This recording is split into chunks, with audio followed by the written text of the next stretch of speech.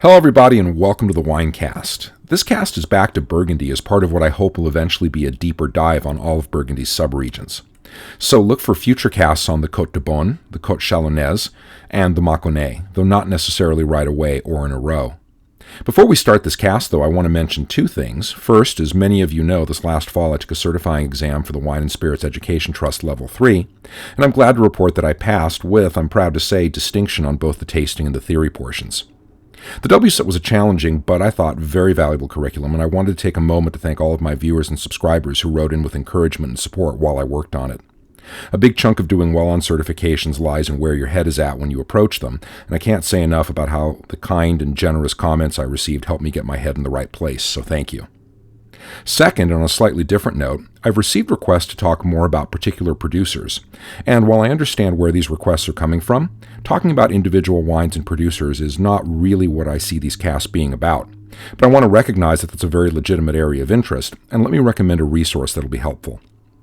My fellow YouTuber, Eric Waite, runs a channel that focuses on wine and spirits evaluation as well as information about various regions.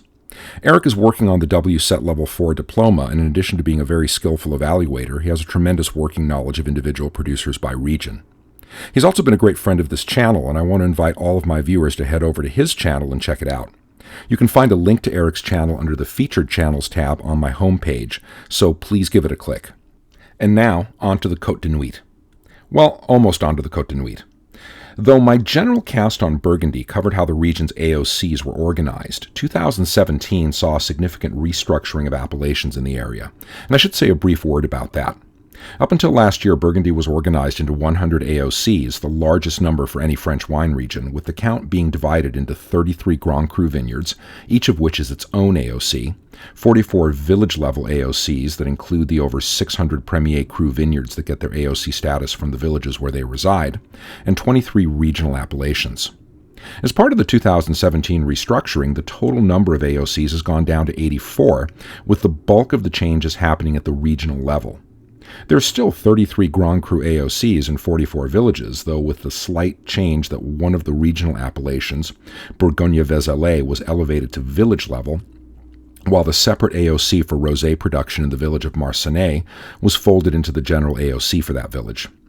The far more extensive changes happened at the regional level, where 14 formerly standalone regional AOCs were made into DGCs, or Dénomination Géographique Complémentaire, of the Bourgogne regional AOC. What's a DGC? As if you didn't have enough acronyms to learn when it comes to French wine. Well, it's a sub-designation of an AOC with its own cahier de charge, or set of specifications that creates a separate set of production standards for it than the standards used by the rest of the AOC. We've actually run into these before, though I haven't called them by this name, and if you remember the casts on Beaujolais in Part 1 of the Loire Valley, the Beaujolais Village AOC that was folded into the general Beaujolais AOC in 2011, and the 3 Cru of Muscadet, Sèvres, Maine, Clisson, Le Palais, and Gorges are examples of DGCs. That is, they aren't separate AOCs, but they have different production standards than their parent AOC. This change is largely administrative and won't directly affect the production of wines in each region, but it's worth knowing about, particularly if you're working on a certification that covers information about Burgundy. It can take a while for information like this to make its way into a certification curriculum, though, so if you are studying for one of them that still follows the 100 AOC structure, that's what you need to master for your exam. Okay, now on to the Côte de Nuits, for real. The Côte de Nuits is located at the north end of the main body of subregions that make up Burgundy, and gets its name from one of its communes, Nuits Saint-Georges, and together with its neighbor to the south, the Côte de Beaune, it makes up a larger region called the Côte d'Or. As far as anyone can tell, the word Nuit in both the name of the region and its eponymous commune does not mean nights, as in those things that follow days, even though there is a French word meaning nights that looks and sounds just like that. But instead means, wait for it, nuts. So, according to this story of its name, Côte de Nuits would mean something like the slope of nuts, and Nuits Saint-Georges something like St. George's nuts, no jokes please, and is probably a reference to local tree nut orchards. Meanwhile, the name of the larger region, Côte d'Or means the golden slope and is so named both because it's a slope, with vineyards on various parts of it as well as at the base and top, and for the stunning gold color that leaves on the trees, presumably nut trees, change to in the fall. I think both of those stories about the names of the Côte de Nuits and the Côte d'Or are correct, but, and here's a life lesson for you, because nothing about Burgundy is ever simple, each of these stories has been challenged. However, rather than add time to what I think is already going to be a longish cast, I'll address each of those challenges in a supplement that I should be able to publish not long after this cast, and you can check that out at your leisure. So be sure to keep a lookout for that if you want to hear more about golden nutty slopes and what their names do and don't mean. Regardless of how the Côte de Nuits got its name, what's not controversial is the nature of the soil that it's sitting on. The soils here are either limestone or marl, which is a mixture of limestone and clay. That in the Côte de Nuits is particularly heavy on the limestone. These soils are young in terms of geological time anyway, and were formed in the Jurassic era between about 195 to 135 million years ago. Though the relationship between soil type and varietal success can be a contentious issue, there's a long-standing practice in Burgundy to plant Pinot Noir on soils that are marl dominant, and to plant Chardonnay on soils that are limestone dominant, with the consensus being that the soils of the Côte de Nuits tend to be the former and are thus particularly well suited to growing Pinot. The climate here is continental, showing cold winters and hot summers, but wide diurnal temperature swings, that is, the difference between daytime highs and nighttime lows, help keep acid content in the grapes high.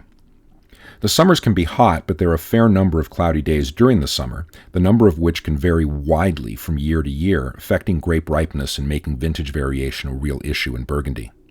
Hail, especially toward the end of the growing season, can be a danger to vines. Though 5 grapes are grown in the region, Pinot Noir, Chardonnay, Pinot Blanc, Aligoté, and Pinot Gris, known locally as Pinot Beurreau, about 90% of production is Pinot Noir. The remainder is made up of wines made from Chardonnay, with the Aligoté, Pinot Blanc, and Pinot Gris ending up mostly in regional level wines, though at least one village, Marcinay, can produce whites using Pinot Blanc. There's also a very small but well-regarded amount of rosé production associated with that same village of Marcinay. Stylistically, the Côte de Nuits is one of the true benchmarks for varietal Pinot Noir production, with its wines usually showing medium in terms of alcohol, acid, and tannin, though the acid can creep up a bit. The best of these wines are very complex, showing an interesting mix of fruit and savory components, but a signature note is an earthiness often identified by descriptors like wet earth and, famously, forest floor. Oak aging is the norm, but it's also typically restrained so as not to detract from the character of the Pinot. You can expect Chardonnays to be made in a similar style, that is, earthy, though not necessarily showing the same descriptors as Pinot, with restrained oak and a richer, somewhat warmer climate expression than in Chablis. In terms of sub-appellations, the Côte de Nuits has 24 Grand Cru vineyards, 140 Premier Cru vineyards that get their AOC status from the villages where they're located, and 8 principal villages, along with a village appellation, and 4 DGCs connected to the regional Bourgogne AOC. The best way to get a handle on these appellations, especially the Grand and Premier Crus, is to look at the principal villages. Going from north to south, Marcinay has neither Grand nor Premier Crus and produces mostly red and about a fifth as much white and just a little less rosé that's generally well thought of and made from Pinot Noir. As mentioned earlier, some of Marcinay's whites, unlike those of the other principal villages, may contain Pinot Blanc. Fisson has no Grand Cru vineyards, but it does sport 9 Premier Crus that, along with its village appellation, produce both red and white wines. Gevrey-Chambertin has the second largest number of Premier Crus in the Côte de Nuits, with 27 of these vineyards, and the largest number of Grand Cru vineyards, with 9 of those. This village and its vineyards, including the Grand and Premier Crus, produce red wines exclusively. Moret-Saint-Denis, a red and white producing village, has 20 Premier Crus and a little more than 4 Grand Cru vineyards, with a part of the Bon Mar Grand Cru vineyard residing in this village, while the rest of the vineyard is in the next village south. The village and Premier Crus can produce some whites as well as reds, but the Grand Crus, including the segment of Bon Mars, only make reds. Chambon-Moussigny is a red-producing village, as are its Premier Cru vineyards, but a small part of the Grand Cru vineyard that's entirely within its boundaries, the Moussigny vineyard, has some Chardonnay vines and occasionally produces white Grand Cru wine, the only white Grand Cru produced in the Côte de Nuits. Vougeot produces red and white at the village level and Premier Cru level as well. Interestingly, there are some Chardonnay vines that grow within this village's lone Grand Cru vineyard, the Clos de Vougeot. But since the AOC rules for that Grand Cru vineyard don't allow for white production, wine made from those vines is declassified to Premier Cru wine. Vosne Romanée contains some of the most famous and hard-to-acquire red wine-producing vineyards in the world, including Romanée-Conti and La Tâche, and all of its wines at all levels are red. Finally, though most of its village level and Premier Cru level output is red, Nuits Saint-Georges does produce a very modest amount of white at both of these levels. As of the restructuring that I mentioned at the beginning of this cast, there are now 4 DGCs of the Bourgogne Regional AOC that can pull grapes from vineyards in the Côte de Nuits. The newest of these was authorized in 2017 and is the Côte d'Or DGC that produces reds and whites from Pinot and Chard and can pull grapes from the Côte de Beaune, the other half of the Côte d'Or as well.